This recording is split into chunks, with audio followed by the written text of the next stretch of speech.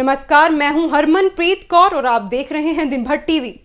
जिला कुल्लू की मणिकरण घाटी में इन दिनों बरशेनी से छरोड़ नाला तक HPTCL बिजली की ट्रांसमिशन लाइनें बिछा रहा है, तो वहीं इस ट्रांसमिशन लाइन बिछाने के कार्य में कई पेड़ों की बलि चढ़ाई जा रही है। पेड़ों के इस तरह से पूरे कटान पर मणिकरण घाटी की पंचायतें अब इसके विरोध में आई हैं और इस मामले को अब पंचायतें हाई कोर्ट में भी ले जा रही हैं ताकि जल्द से जल्द इस काम को रोका जा सके। छलाल पंचायत के प्रधान चुनीलाल ने बताया कि हरे भरे पेड़ों की बलि दी जा रही है, जिससे घाटी का पर्यावरण भी प्रभावित होगा।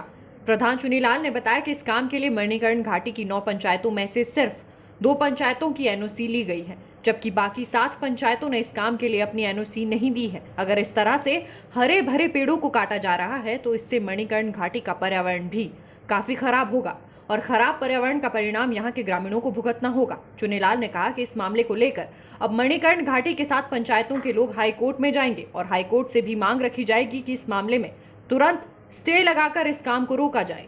वहीं सहारा संस्था के निदेशक राजेंद्र चौहान का कहना है कि पंचायतों में भी वन अधिकार समितियों का गठन किया गया है और पंचायतों में अगर किसी भी प्रकार का विकास कार्य करना हो तो उसके लिए ग्राम सभा के साथ साथ वन अधिकार समिति की अनुमति भी जरूरी है। लेकिन ट्रांसमिशन लाइन बिछाने के लिए वन अधिकार समितियों की भी कोई मंजूरी नहीं ली गई है और इस तरह से अवैध रूप से ये कटान किया जा रहा है, जो कि पूरी तरह से गलत है। हमारी मणिकरण घाटी की 9 पंचायतों में ये HPTCL द्वारा पेड़ों को कटान किया जा रहा है, जो कि अवैध है। FRAC के जो प्रधान थे उनकी NOC ली गई, उसमें सिर्फ 2 पंचायतों के ही सेक्रेटरी के काउंटर साइन हुए हैं और 7 पंचायतों के काउंटर साइन भी नहीं हुए कि वो एक गैर कानूनी है। हम लोग ये चाहते हैं कि वो पेड़ों का कटान ना किया जाए, उसको बंद किया जाए। इतने पेड़ काटने से हमारा पर्यावरण ख़राब हो रहा है, तो ऐसी बिजली की लाइन से हमने करना क्या है जिससे हमारा पर्यावरण ही खराब हो।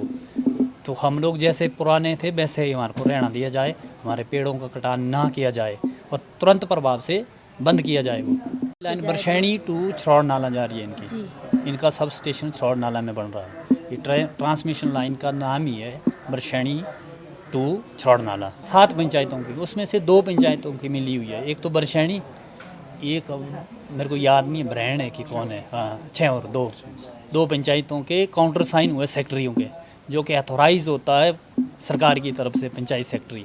लेकिन 7 का तो साइन भी नहीं हुआ है, तो फिर हम कैसे माने कि वो हमारे प्रधानों ने की है कि किसने की है।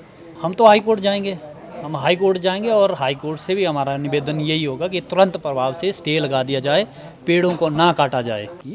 उसमें हमने 1 साल पहले ट्रेनिंग दी थी FRA का जो इम्प्लीमेंटेशन कैसे होगा उस पंचायत के अंदर, उसमें हमने इनको ट्रेनिंग दी थी। परंतु जब इन्होंने देखा कि हम इस कानून की अवहेलना उस पूरे क्षेत्र में हो रही है क्योंकि प्रोजेक्टों के द्वारा पेड़ काटे जा रहे हैं वहाँ पर, तो हमारा मानना था कि जब तक FRC का गठन किया जाता है, FRC के गठन के बाद प्रॉपर ढंग से एक फाइल का निर्माण किया जाता है। फाइल निर्माण के बाद जो है NOC नहीं, हम कहेंगे उसका रिकमेंडेशन देने का अधिकार किसको है?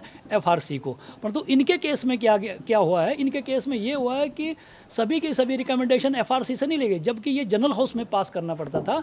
FRC के जनरल हाउस में, FRC का जनरल हाउस में होता है टोटल एडल्ट का, वयस्कों का 50% की हाजिरी और उसमें 33% महिलाओं का होना अनिवार्य होता है, तभी जाके वो इसका जो FRC का जो जनरल हाउस पास होता है। जब भी कोई भी अथॉरिटी या जो कोई भी डिपार्टमेंट अपने लिए विकास के लिए FRC के रिकमेंडेशन लेता है, तो उस रिकमेंडेशन में इन्हें क्या करना होता है कि एक फॉर्म देते हैं वो, और उसमें एक जनरल हाउस करना पड़ता है FRC के थ्रू। परंतु इनके केस में वो FRC का जनरल हाउस नहीं किया गया, बिल्कुल कानून की अवहेलना की है, प्रॉपर अवहेलना की है। और मैं इनका सपोर्ट इसलिए कर रहा हूँ क्योंकि मुझे पता कि कानूनी तौर पर ये बिल्कुल जो जिसने भी डिपार्टमेंट ने काम किया बिल्कुल गलत किया है और हम इसका विरोध करते हैं।